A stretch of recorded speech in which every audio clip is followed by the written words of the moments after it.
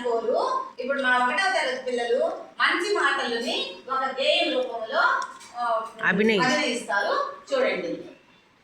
పొద్దునే నిద్ర లేవాలి,